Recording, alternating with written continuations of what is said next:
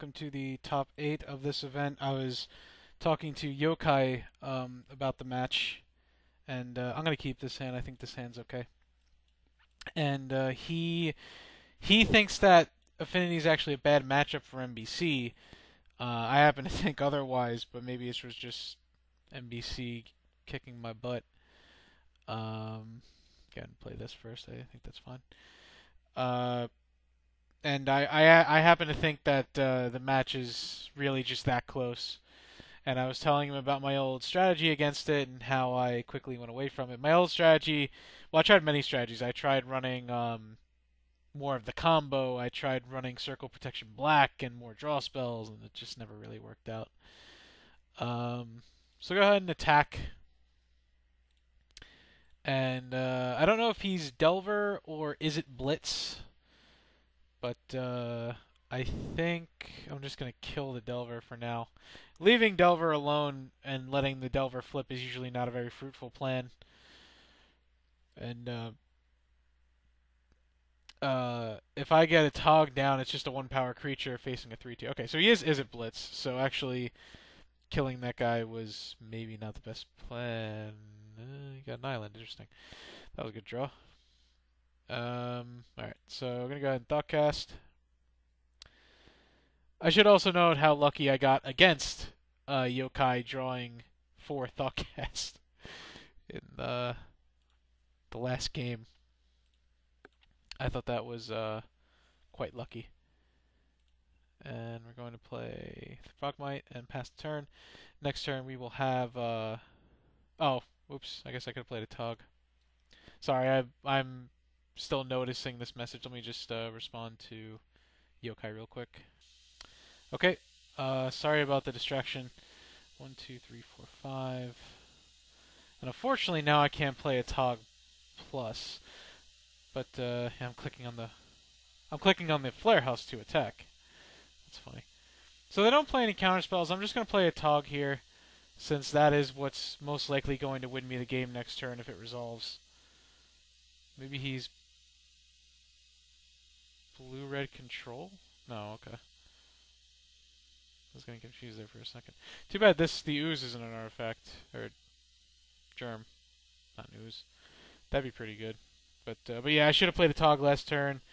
And I wouldn't have gone for it with UU up, but I could have played the Quicksilver Behemoth, and then my opponent would be even more dead. And now my opponent sees that, in fact, next turn they are dead if they tap out. Because if I draw another artifact, I think a Tog alone wins the game. 2, 4, 6, 8, 10, 11. No, I would need 2 more artifacts. But if they tap out for a creature, I'm going to get into damage. So we'll see how that goes. Okay, so my opponent played a Kiln Fiend with a blue open. I guess my opponent could have Vapor Snag, which would be quite an issue. This is kind of why I like Timur Battle Rage better, but Fling is just necessary. The problem is I have to go all in on my main phase. I can't just go all in, keep the mana floating, you know. Alright, well, drawing a Frogmite there was good. That's a free artifact. So we'll go ahead and attack here. If my opponent has Vapor Snag, then they live. I can't really think of any other common besides an unsummon effect that my opponent could have. And we will see how my opponent blocks. My opponent did not block at all. So now the question is, could my opponent be playing main deck Dispel? 1, 2, 3, 4, 5, 6. Well, since I don't necessarily have to go for it now, and I win next turn, I think I'm just going to pass the turn. I've seen Izzet Blitz play main deck Dispel before, so I'm willing to just not go for it yet. My opponent currently has 4 cards in hand, so I could lose. Okay. Preordained, that's cool. They bottom topped, and now they're pondering. You know what a big problem is when it comes to me for Magic? I think I just respect my opponent to always have it way too much.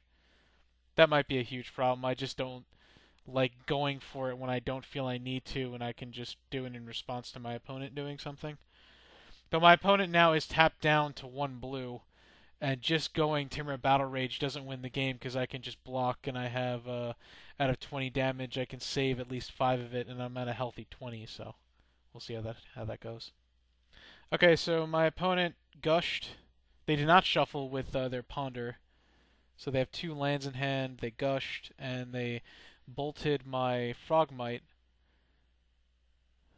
not floating any mana, and I sacked it to my Atog. So 1, 2, 3, 4, 5. So that would be 13.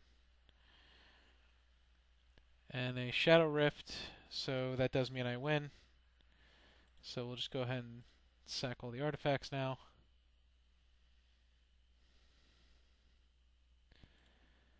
And my opponent does know that I have Fling, so the fact that they're making me do this is kind of scaring me a bit. Sack the Ancient Den. Now I could sack the Frogmite, but there really is no reason. I can't think of a way that my opponent could gain life. I could think of a way that my opponent could lose life, like Apostle's Blessing. But I'm going to sack the Frogmite anyway, just for good measure. And hopefully my opponent does not go randomly get a blue mana source and, you know. My opponent could be playing Daze, which would get me here. I would smile to that. Okay. If my opponent had Daze there, I'd be laughing. So we're gonna bring in the Pyroblast and the Circle Protections and the Journeys. I'm not gonna bring in the Dispels in this matchup. I'm not really a big fan of them.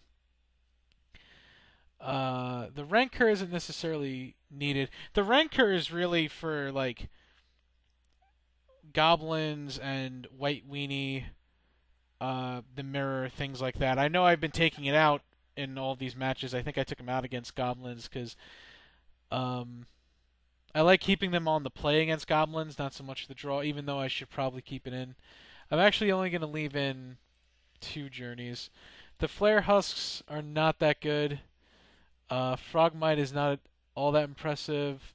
A Tog can, I think, become a liability if they bring in Hydroblast. And unfortunately, there isn't really anything else that I want to take out. I guess we could bring in 1 journey. Maybe not all of them are needed since Galvanic Blast and Pyroblast excuse me, do all the work anyway. So Circle Protection Red, the only thing that it doesn't stop is Delver. So I'm gonna keep this hand. I think this hand is okay. It's got a journey. Unfortunately, both of the lands are Ancient Dens, but it has a Springleaf Drum and a Chromatic Star. So we're gonna go ahead and keep it. My opponent mulligan to 6. This matchup, I usually think that it favors Izzet Blitz game 1 just because of the combo aspect, and Affinity doesn't really have too much in the way of removal past Galvanic Blast, of course. They do have Fling, but Fling's kind of harder to use. After board, it becomes a bit more even depending on what Affinity has in the sideboard, what the Izzet Blitz deck has in the sideboard, what they have turn 1 and turn 2, things like that. So we're going to go ahead here and play Chromatic Star first. If I knew I was drawing a Frogmite next turn, maybe I'd play a Springleaf Drum instead, but I think playing Chromatic Star first is better since you could draw Galvanic Blast, and I'd rather use that to kill a Delver or a... what the heck is the name of it? Something, I don't remember. So here I think we'll just play second Chromatic Star and Springleaf Drum. And then hopefully we draw a land that isn't an Ancient Den and get something going. See if my opponent flips here. If they don't, that'd be great. And they did. With what the heck is an Outwit? Counter target spell that targets a player. Oh, okay. I'll keep that one in mind. But they missed a land drop. Unfortunately, so did we. So we're going to go ahead and sack this for a green. I think playing Carapace Forger here is better. Well, we drew Cop Red, but unfortunately Cop Red doesn't do anything at the moment. And 1, 2, 3, 4. We can't play Summer Hoverguard, so we're just going to say go and hold up the Pyroblast. If they go to Flame Slash it, I will then Pyroblast. And I'm going to Pyroblast at the end of turn because if my opponent plays maybe a second island and gushes or something like that, I might want to counter it. But I'll take 3. Okay, well, we're going to... Alright, actually, we'll just do it at the end of turn.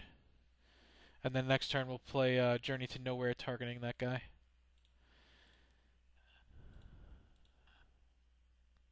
Red. So the reason why I was able to play Pyroblast against the Kiln Fiend on the stack is the age-old question: why is Pyroblast and Hydroblast played more over Red Elemental Blast? What is the difference?